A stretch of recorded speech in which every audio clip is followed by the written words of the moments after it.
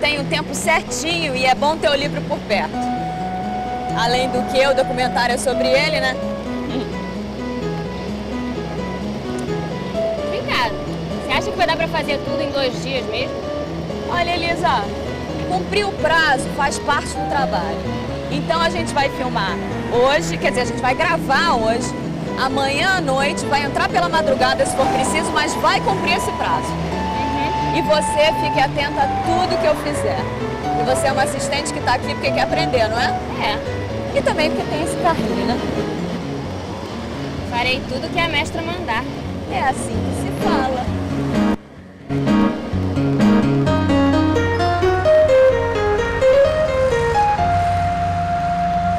Nosso ponto de partida é aqui mesmo, no miolo do centro, o número 110 da Avenida Rio Branco, entre a Rua do Ouvidor e a 7 de Setembro, onde era o Jornal do Brasil. Mais precisamente, onde já foi um palácio encantado para o tempo, nas palavras do cronista Luiz Edmundo. Tinha 34 metros de altura e uma fachada com os adornos rococós da arquitetura do começo do século, que deu uma cara europeia à então Avenida Central, aberta por Paulo de Fronten na era Pereira Passos. Centro do Rio de Janeiro. É. Aqui de cima é tudo muito bonito, né? É tudo lindo. Eu quero ver você filmar lá embaixo. O pessoal todo na multidão. E de noite, na happy hour. Pois é.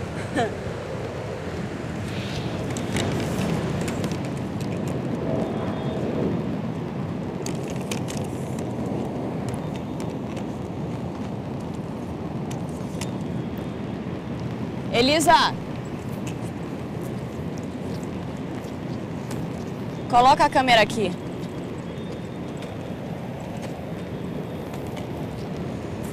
Vou começar com uma óbvia panorâmica. Você sabe, né?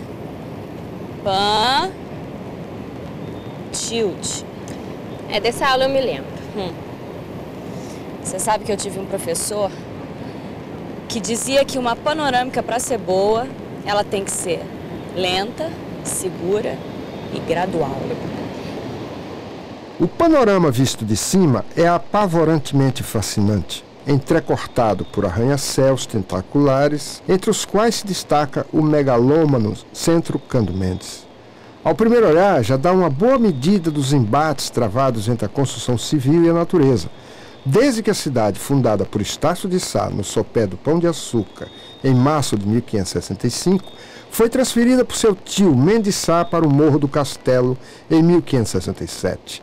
Tudo começa aí, com 800 habitantes urbanos. Nas batalhas pela sua posse e ocupação, nem só os donos da terra, como os tupinambás e tememinós, foram varridos do mapa, mas também morros, lagoas, charcos, mangás, pântanos e pedaços do mar. Aonde? Aqui.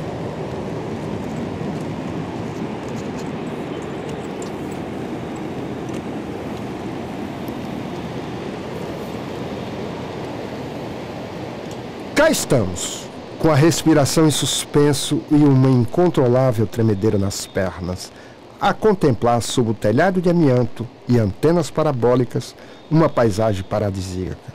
A Baía de todos os tráficos, porta de entrada de piratas, corsários, mercadores de escravos e tudo mais que possamos imaginar. Barcos partindo e chegando, aviões descendo, carros passando sobre a maior ponte urbana do mundo. Aqui de cima há muito que se mirar. Em todos os lados vê-se ilhas ou o que restou delas. E agora? Bom, o livro começa pelas ilhas, né? Bem lembrado. Villegagnon, Fiscal e Cobras. Então, vamos começar pela Villegagnon.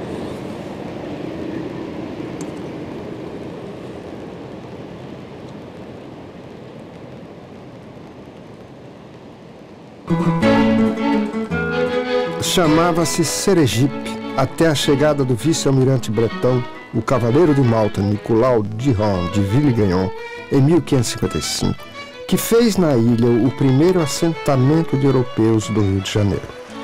Assim que se fixou nela, Villegagnon a rebatizou de Forte Coligny em honra a seu protetor e começou a pensar grande.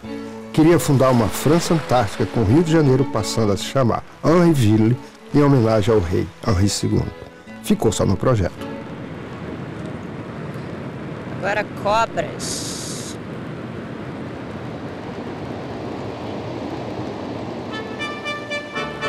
Em 1711, os franceses voltaram em busca do ouro das Minas Gerais, que era embarcado no porto do Rio. Mas essa nova invasão tem também um sabor de vingança do fracasso de outras. É com verdadeiro espírito peçonhento que René de Guetroa arma seu barraco na Ilha das Cobras e manda bala, pondo a população em polvorosa. Com 18 navios, 700 canhões e quase 6.000 homens, um contingente do tamanho de metade da população do Rio à época, de Guetroa chegou vomitando pólvora. Era tarde brumosa de 12 de setembro de 1711, o que facilitou sua entrada na Bahia quase sem danos. Detonou a fortaleza de Villegagnon e os navios portugueses.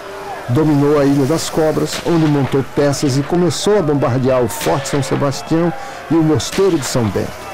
Foi a primeira e única vez que o Brasil esteve sob o domínio de franceses e por 50 dias. De Guetroa não se contentou apenas com a vitória e os saques. Exigiu um resgate elevado e penoso demais para a cidade dilapidada, tanto que o pagamento de 610 mil cruzados, 100 caixas de açúcar e 200 bois só pôde ser saldado em parcelas. De Guetroa encheu os navios e foi embora, pondo-se ao mar no dia 11 de novembro. E assim aconteceu o primeiro sequestro do Rio de Janeiro, o da própria cidade. Sua realidade de violência vem de longe, tem história. Essa história se tornou uma verdadeira obsessão para esse escritor aqui. Por causa desse assalto e tomada do Rio de Janeiro feito por de Guetroa em 1711, acabei indo a Saint-Malo 2 vezes. Saint-Malo, lá na Bretanha francesa, que é a cidadela dos corsários e a terra onde ele nasceu. Eu adorei a entrevista, Rô. Muito legal ele, né? Ele é muito interessante.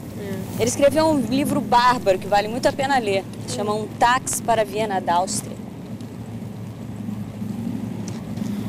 Rô, parece que a ilha é só o palácio mesmo. Mas é só o palácio que a gente precisa. Vamos botar a câmera aqui.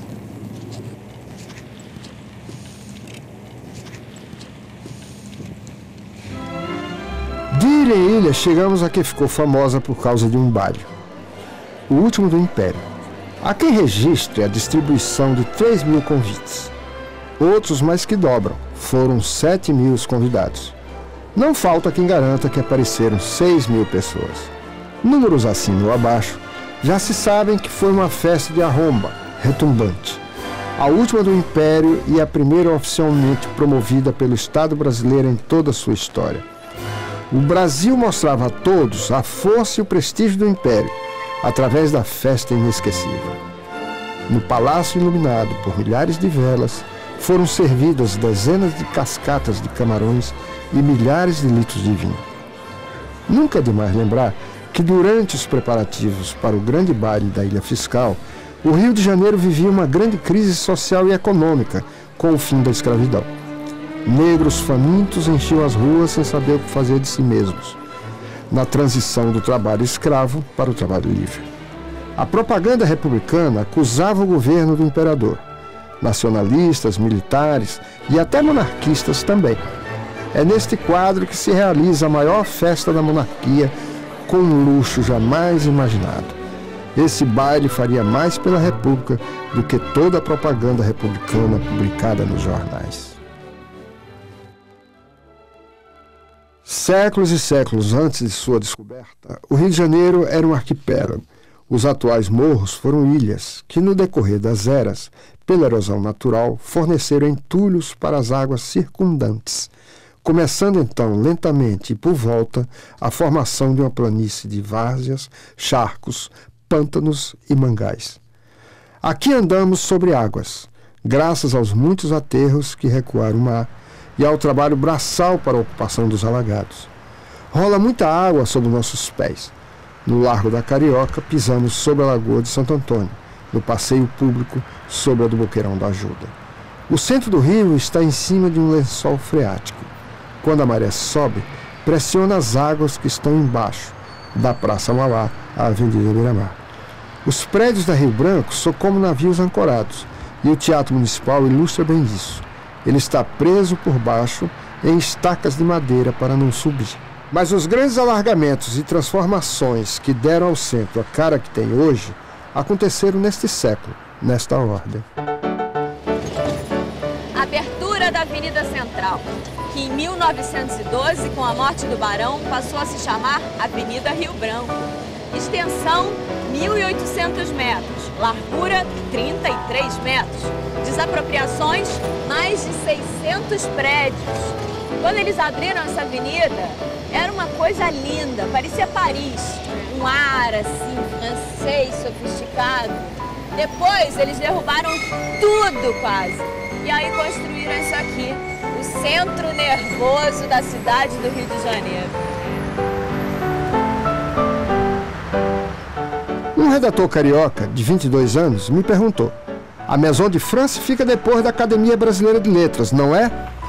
Para chegar lá tem que passar pela Presidente Vargas, não? Não.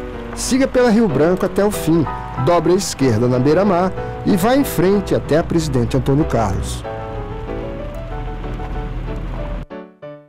Em 1920, começa a derrubada do Morro do Castelo, para mais aterros, espalhando-se do Cais do Calabouço ao Passeio Público, Praça Paris e por aí vai.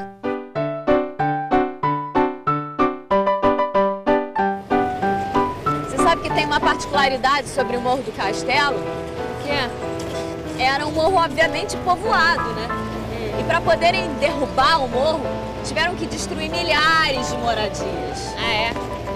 Eles pegaram as cinzas de Estácio de Sá, que ficavam na igreja, e também uma imagem do São Sebastião, nosso querido padroeiro, tiraram e, ó, pau, derrubaram tudo. Caramba! O tal do forte que eu te falei, que ficava no morro também, se chamava Castelo da Cidade. Por isso que o morro tinha o nome de Morro do Castelo. Acham-se em fase final as demolições realizadas na esplanada do Castelo, no trecho compreendido entre a Rua Vieira Fazenda e a Avenida Rio Branco. Esse trabalho foi planejado pelo secretário-geral de Viação e Obras Públicas da Prefeitura Municipal para terminação em 48 horas.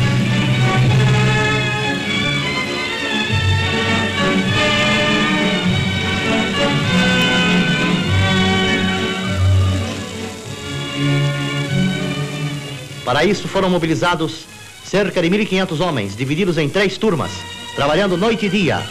Escavadeiras e caminhões tomam parte no trabalho propositadamente iniciado num sábado de manhã, para não acarretar prejuízos à população carioca.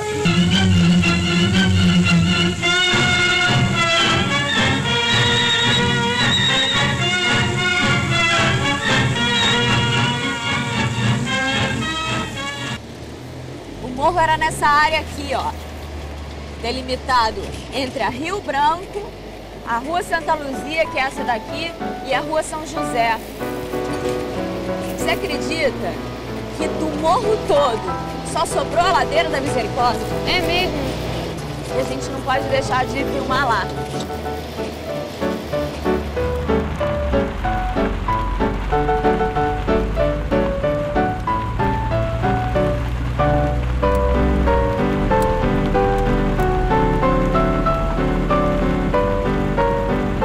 No início da década de 40, começa a abertura da Avenida Presidente Vargas, obra rival da Avenida Rio Branco, principalmente em demolições. Numa extensão de 4 quilômetros, mais de 600 edificações foram abaixo.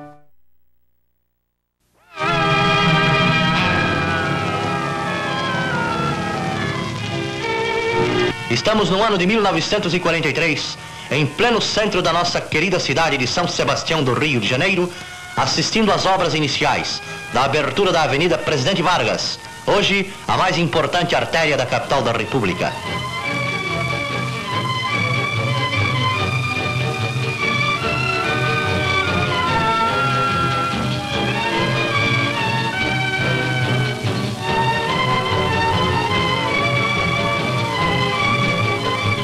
Planejam os engenheiros, vibram os músculos dos operários, movimentam-se ruidosamente as escavadeiras numa autêntica sinfonia de trabalho na realização da grande obra. A cidade cresce vertiginosamente e urge dar à metrópole uma avenida moderna que venha descongestionar o tráfego e facilitar o escoamento para a Zona Norte. A Avenida Rio Branco já se torna pequena para conter o número sempre crescente de viaturas. Você sabe que dos 4 morros que tinham por aqui, o da Conceição, que fica logo aqui atrás desses prédios, foi o único que sobrou habitado? É? O do São Bento sempre teve só um mosteiro, ninguém nunca morou lá. Sim.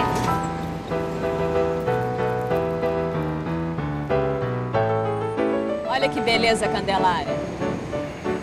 Ah, é linda demais. Mesmo de costas, ela é bonita, né? É. Até que tentaram virar, mas você já imaginou uma obra para virar uma igreja? Ao contrário, é impossível.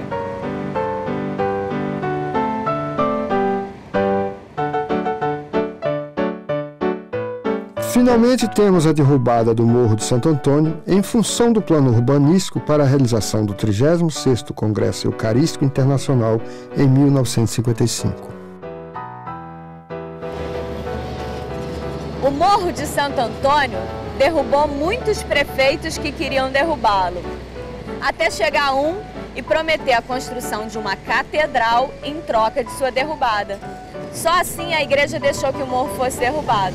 E foi aí que fizeram aquela catedral esquisita da Avenida Chile, que é essa daí que a gente acabou de passar. Eles derrubaram o morro em troca de construir a catedral. Você sabe que o Morro de Santo Antônio vinha até aqui embaixo. Ah, é? E foi a primeira favela da cidade. Até que eles removeram todo mundo e só sobrou a igreja de Santo Antônio.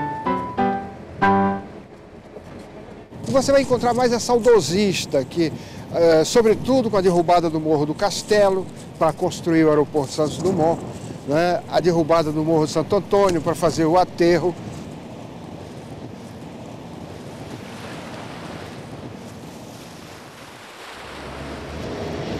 Onde é que a gente vai parar, hein? A gente vai parar naquele estacionamento que fica ali na Cinelândia, embaixo de onde era o antigo Palácio Mon. Ah, tá. Você sabe que tem um filme do Roberto Carlos, que ele dá um rasante de helicóptero pelo meio dos prédios, passa em frente à Biblioteca Nacional, em frente ao Teatro Municipal e de repente, pá, dá de cara no Palácio Mon. É muito lindo, tem uma música italiana no fundo, é demais. Ai, Rô, que caretice! Você não tá pensando em usar isso no filme, né? Pelo amor de Deus. Por que não? Ai! Você não sabe o que o Godard dizia? Que é preciso colocar tudo no filme. Ah, é? Il faut tout mettre dans un film.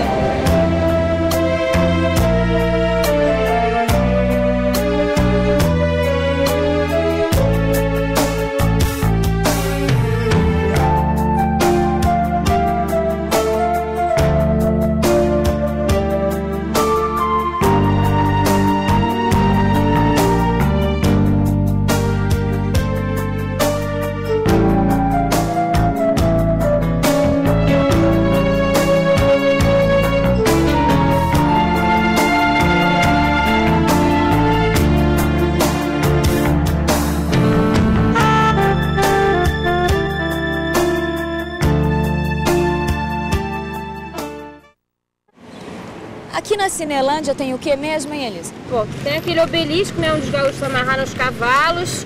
Tem a passeata dos 100 mil com o discurso do Vladimir na escadaria da Câmara, né? Aí tem os prédios, tem a biblioteca, o Museu de Belas Artes, o Municipal. Eu espero que seja tudo ainda bem amarradinho. Então a gente vai começar pelo obelisco.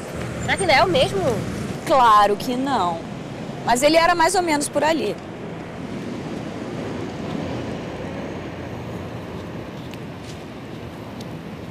Elisa, você fica de olho, hein? Pode deixar.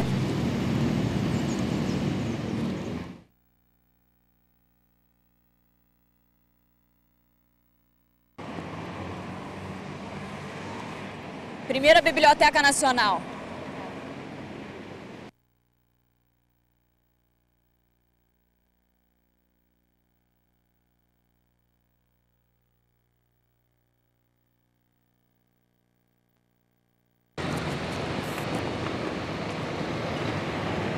Belas Artes. Eu adoro municipal.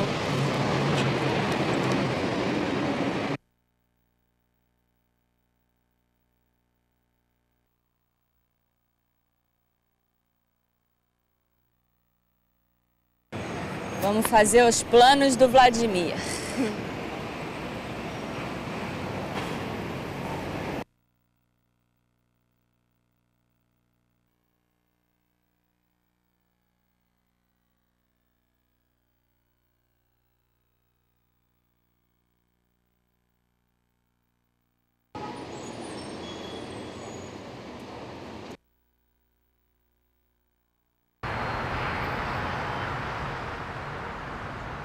O engenheiro Leite Pereira garante que o edifício Avenida Central é o único do Rio de Janeiro feito em estrutura metálica e que na época trouxeram índios norte-americanos treinados em testes de vigas. As pessoas paravam diante do prédio para vê-los em ação. Foram empregados 5.620.000 quilos de aço, que daria para construir uma estrada de ferro de 60 quilômetros. Tem 32 andares, 102 lojas e 800 empresas. Ok. Foi? Foi.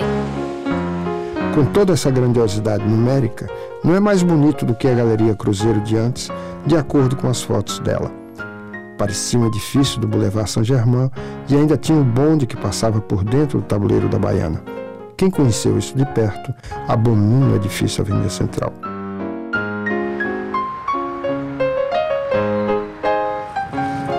É um centro cultural de atividade intensa hoje, muito importante para a cidade, que são os eventos que acontecem no Centro Cultural Banco do Brasil, que sempre oferece algo sensacional, seja em filme, cinema, seja em teatro, seja de exposição, seja de palestras, conferências, eventos literários.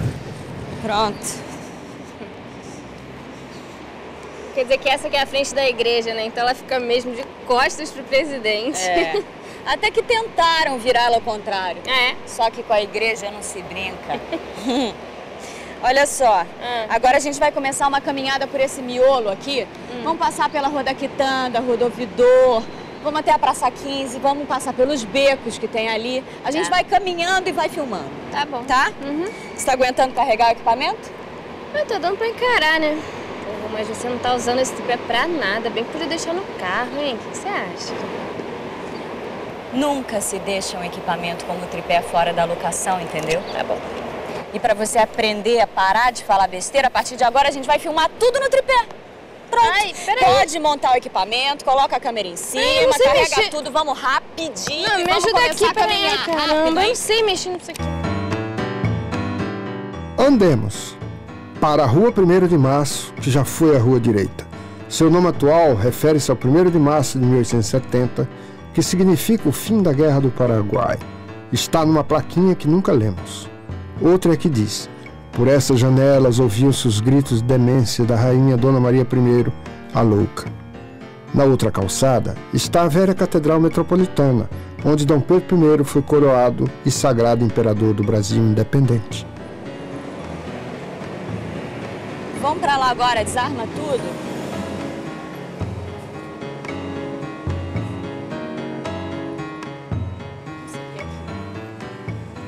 O Rio de Janeiro do nosso tempo ainda tem o Mercado das Flores, na Gonçalves Dias, e o Beco dos Barbeiros, uma passagem da Rua 1º de Março para a Rua do Carmo.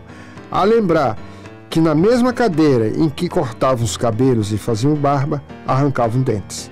Eram os Tiradentes, no tempo que o Brasil nem sonhava em ser tão adiantado em odontologia. Rua da Quitanda, dos Mariscos, da Quitanda dos Escravos. Teve também o nome de Sucussarará, no trecho entre a 7 de setembro e a Rua do Ouvidor.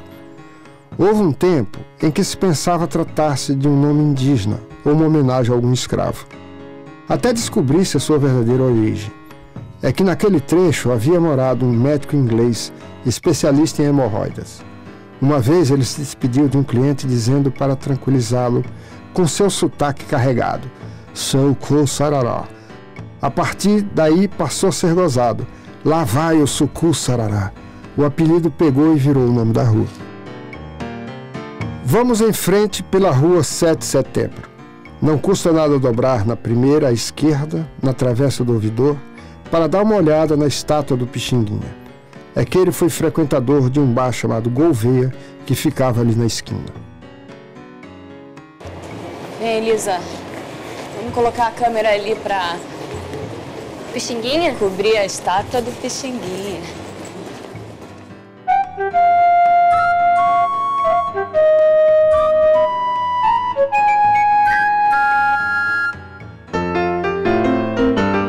Rua do Ouvidor. Seu nome é uma homenagem ao juiz ouvidor Francisco da Silveira. As lojas tinham nomes assim: Notre-Dame de Paris, Tour Eiffel, Carnaval de Venise, Palais Royal, L'Opéra. Comparada por um autor francês à rua Vivienne, em Paris, na Rua do Ouvidor desfilava todo mundo que era notícia. Ataúfo de paiva, engomado e risonho, uma dedada de pó de arroz no nariz. João do Rio, ainda não bafejado pela glória, mas já gorduchote, num vestuário cor de flor de alecrim e mamando um charuto de 22 centímetros. Agora chegamos onde a cidade começou, ao descer pelo Morro do Castelo.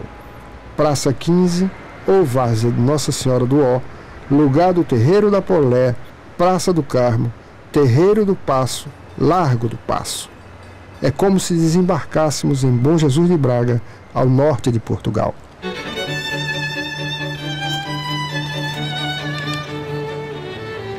Entramos no Paço Imperial. Coloca a câmera aqui. Por que Imperial? Pergunta o arquiteto Cláudio Toluá.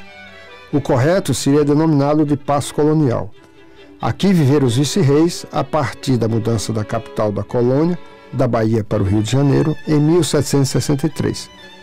E Dom João VI com sua corte, logo ao chegar em 1808.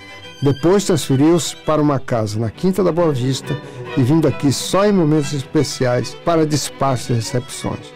Nenhum imperador morou aqui. Então por que Paço Imperial?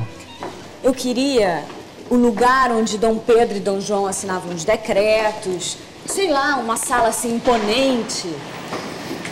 Bom, tem a sala do trono. Ótimo! Pra gente deve servir. É, mas está fechada para uma exposição. Aqui ao lado nós temos a janela do Fico. Mas... Exposição? Exposição. Por aqui.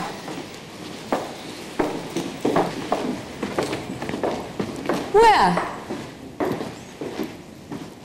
E esses móveis? Ah, é do pessoal de uma filmagem que ainda não veio buscar. Esse pessoal de cinema... Bom, se quiserem mais alguma coisa, é só falar. Com licença. Obrigada.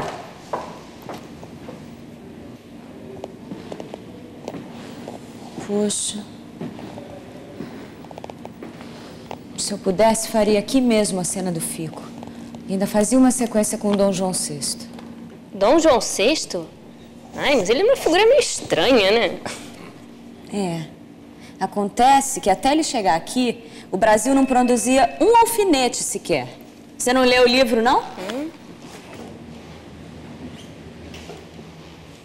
Chegou aqui fugindo de Napoleão, trazendo a corte com 15 mil pessoas, quando o Rio tinha uma população de 50 mil. Havia carência de tudo, facas, tesouras, talheres, etc. Chega ao Rio em março de 1808, trazendo a Biblioteca Nacional com mais de 14 mil livros, além dos documentos salvos no terremoto de Lisboa em 1755.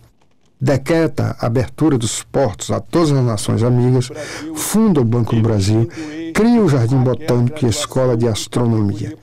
Eleva o Brasil a Reino Unido de Portugal e Algarves em 1815. Promove a vinda da Missão Artística Francesa de 1816. Inaugura a Praça do Comércio em 1820, onde hoje é a Casa França-Brasil. Em resumo, Dom João VI provocou a maior revolução administrativa de toda a história do país, invertendo a estrutura orgânica entre a metrópole e sua principal colônia. O Rio de Janeiro passou a ser o centro do poder e, portanto, a comandar o Império Português.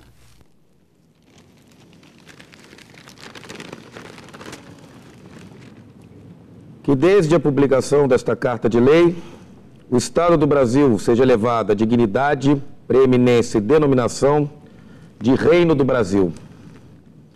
Que os meus reinos de Portugal, Algarves do Brasil, formem d'ora em diante um só e único reino, debaixo do título de Reino Unido de Portugal, do Brasil e Algarves.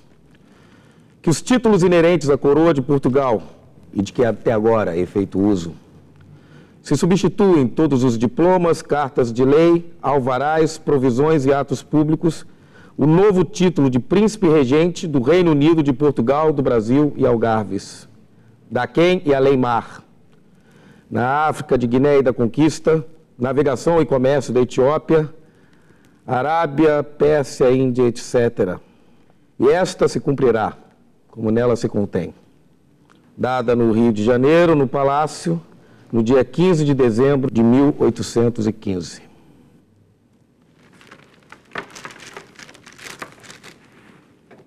Seu retrato, segundo o cronista português Raul Brandão, é comovente. A mulher o traiu, os filhos enganaram-no e mentiram-lhe. Teve de fugir, de se livrar dos venenos, das revoltas, da intriga. Sempre encostar-se à amizade disto daquele, dos generalões, dos embaixadores, dos ministros. É um homem simpático que fez neste mundo o bem que pôde. Foi ele que povoou o mar do Brasil de sardinhas para os pobres comerem com pão. Plantou árvores, amou e foi talvez sob o grotesco uma alma delicada. Não seria uma grande inteligência, nem um grande caráter, mas passou a vida a afligir-se. Por qualquer lado que encare, é um motivo de chacota. É o senhor Dom João VI, é o pataco, é o rapé, é a beiça. É, mas é também o melhor homem de sua época.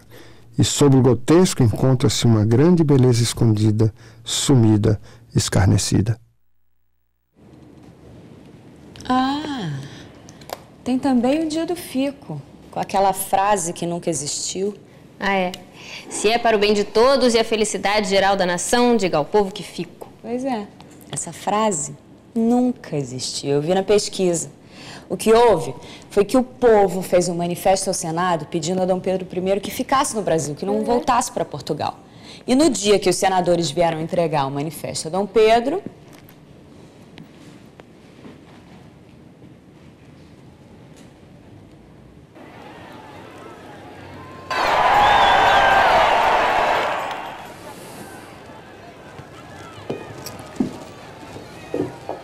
e se as tropas portuguesas aparecerem? Já tomamos precauções para contê-las. Em Jacarepaguá, desde que o dia clareou, já está em forma o 2º Regimento de Cavalaria de Milícias. E o 2º Batalhão de Fuzileiros do Coronel Marcelo Mendes, desde ontem encontra-se em armas, nos quartéis do Campo de Santana.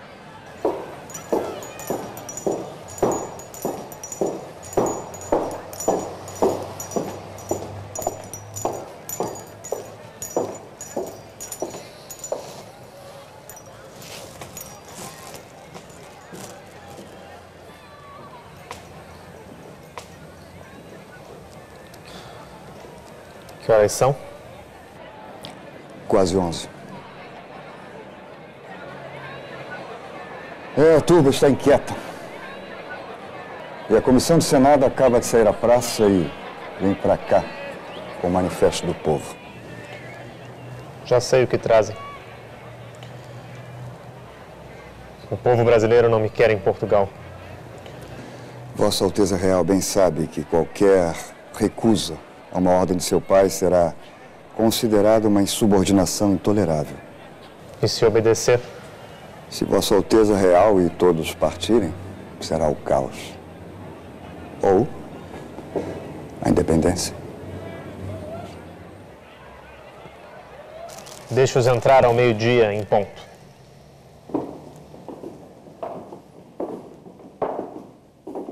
Senhor,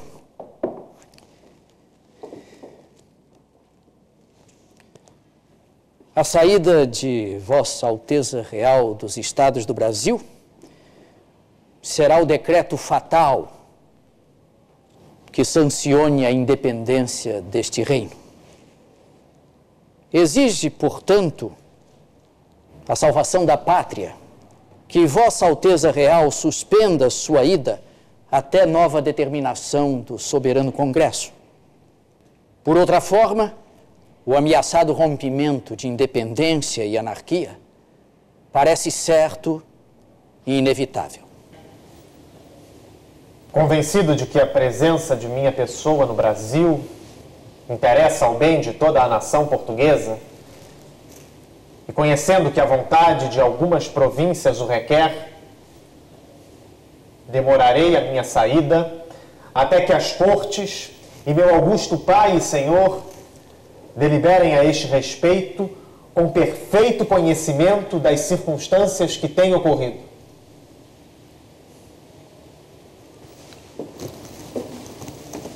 Fica guardado, então. Obrigado, Alteza.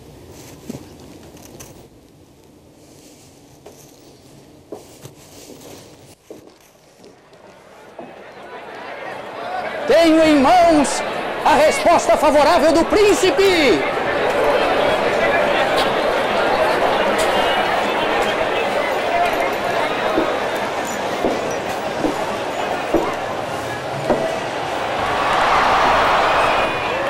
Agora só tenho a recomendar-vos união e tranquilidade.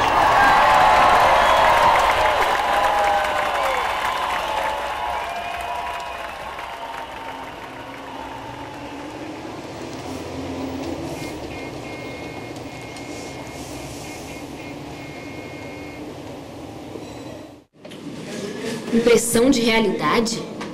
É claro. Quando você vê um filme, você acredita que aquilo é real. Você acredita que aquilo está acontecendo mesmo. E essa coisa, essa impressão de realidade, que só o cinema tem. É, interessante isso. Aquela sala escura, aquelas criaturas fantasmagóricas que se movem na tela. Tudo aquilo é tão irreal, mas tão irreal, que essas criaturas criam um outro mundo, uma outra realidade. Mas é bonito ler coisas como o cinema corresponde a um vazio onde o sonho se infiltra facilmente. É, bonito. Pois é essa impressão de realidade que atrai as pessoas e que forma o público. Ué, mas as outras artes também têm público. Aquilo não é público. Tá bom, tem os iniciados que vão ver arte abstrata, tem a turminha da música dodecafônica, mas esse pessoal não é público, isso é no máximo cúmplice do artista. Bom, pelo menos hoje a gente começou almoçando, né? Tem que ser, porque a gente vai ter uma longa noite pela frente. Aliás, vamos nessa, porque a luz já tá caindo. Vambora? Às 6 da tarde, parece que todos querem sair de uma vez só. Cada ponto de ônibus é como se fosse um terminal rodoviário. Andar no centro do Rio requer prática, habilidade e muito preparo físico. É preciso cuidado para não se chocar com o pedestre que vem na sua direção. Em síntese, a impressão é que ninguém sabe andar nas ruas do centro. Das 3 milhões de pessoas que vêm para cá diariamente, a maioria esmagadora detesta ter de fazê-lo. Os que gostam são aqueles que sempre estão dando um tempo para voltarem para casa. Curtem os eventos, exposições ou se enfiam pelos bares, casas de chopes, whisquerias, lojas de disco ou quem sabe nas tais saunas para velhotes executivos. E dizem que trabalhar no centro é muito bom, exatamente pela distância dos problemas do trabalho e os da casa, você dá um tempo.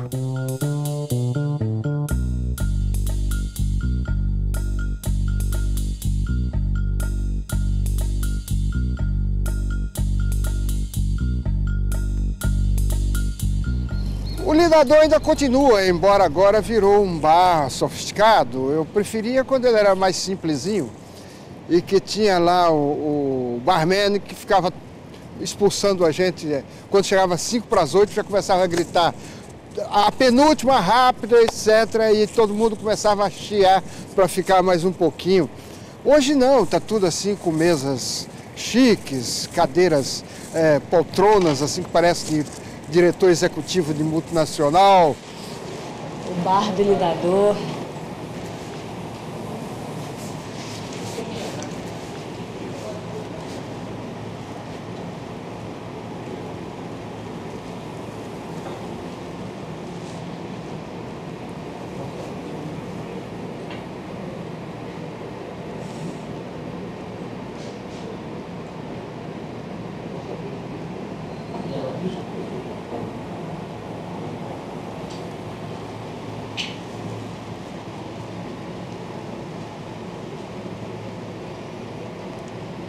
Feito.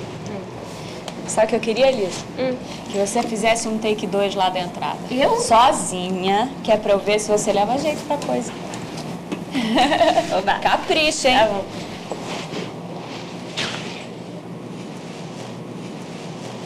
Um whisky, por favor.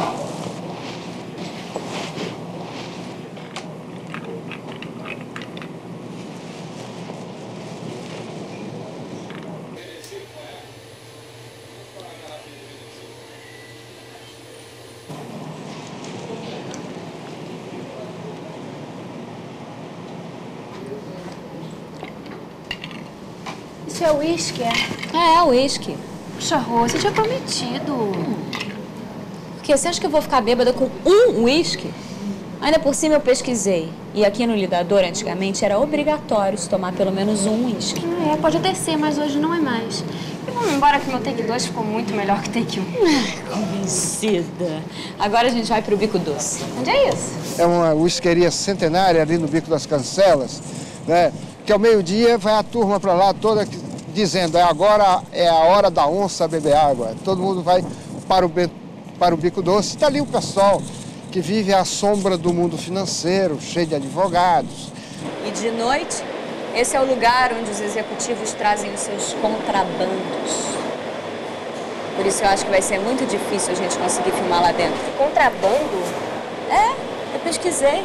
Você acredita que é assim que os caras chamam as amantes que eles arranjam nos escritórios? Ai, gente. Mas eu acho que já que a gente tá aqui, não custa tentar.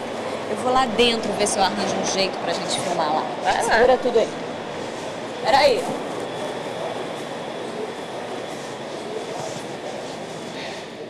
O Bico Doce é uma isqueria tão antiga que, segundo o cartunista Jaguar, aqui bebiam Rui Barbosa e o Barão do Rio Branco.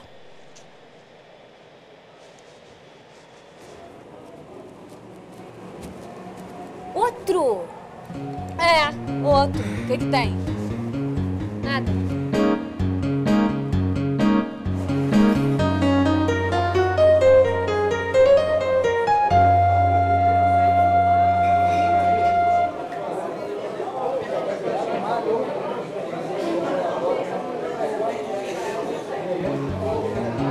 Obrigada, valeu.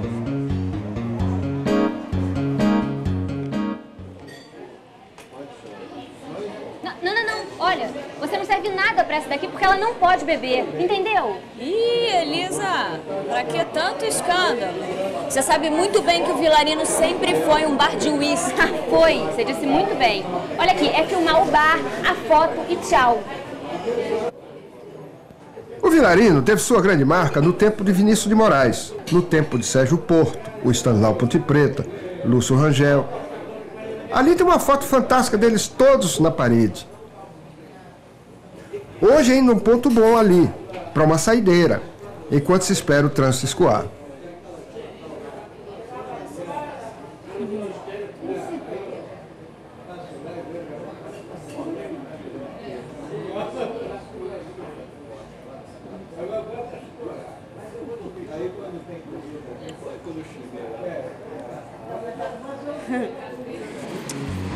A verdade é que a velha noite do centro do Rio, a velha boemia se acabou. Não sei. Falta, assim, a alegria de viver, vontade de viver, sei lá. Tristeza. Rosângela Maria, ainda falta o Santos Dumont e a gente vai sair daqui agora! Calma! Vamos filmar onde, pô? Deu na hora você ver, vai, carrega o equipamento. Pega logo, vambora. Calma! Calma, pô! Meu Deus!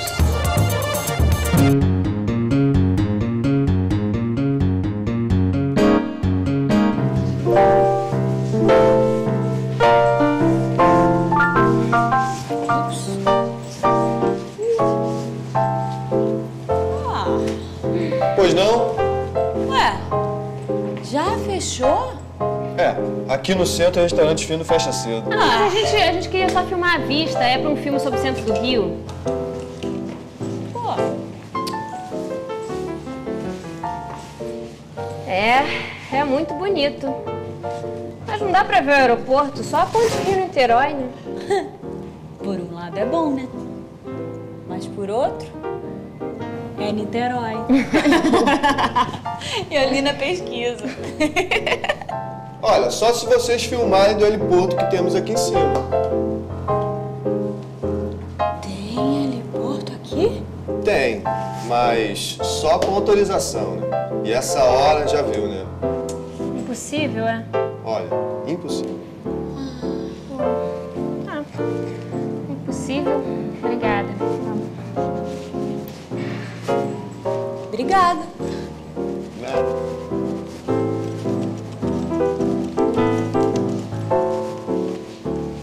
Eu diria que o Santos Dumont está onde sempre esteve. E lá vai continuar. Mas é o meu aeroporto preferido. Primeiro porque fica no centro, né? De fácil acesso. É rápido, é pequeno, é bonitinho. E hoje está até incrementado, tem até livraria. E onde tem livraria, aí é meu lugar.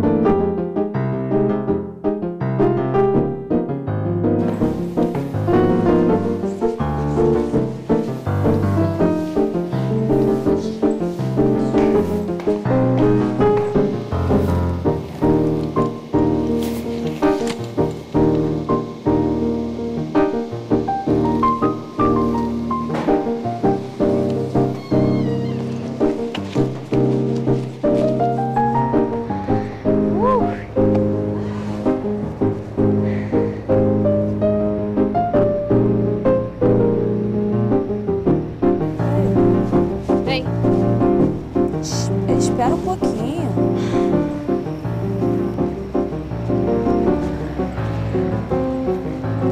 Câmera aqui. Vai fazer essas panorâmicas daqui de cima sou eu. Por quê? Porque você tá de porre. Não tem condições físicas nem psicológicas. Que isso? Mas é o final do filme.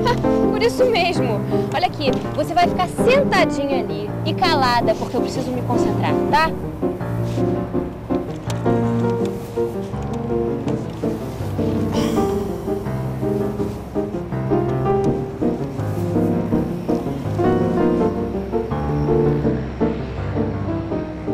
Está vindo ali.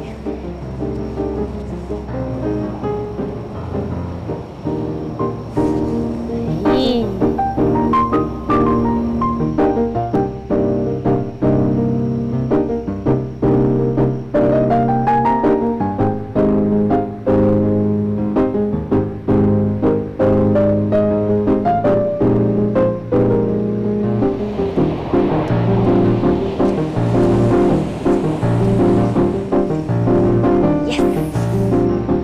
Foi simplesmente perfeito. Muito bem! Tá na lata!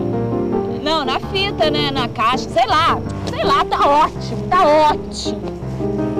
Agora vamos à decolagem.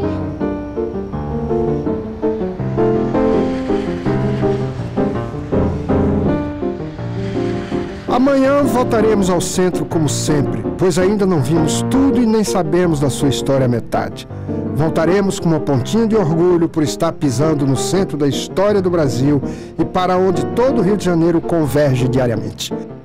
O principal canto do Rio não é necessariamente o mais amado, mas é como dizia o bom gaúcho Érico Veríssimo: amar é conhecer.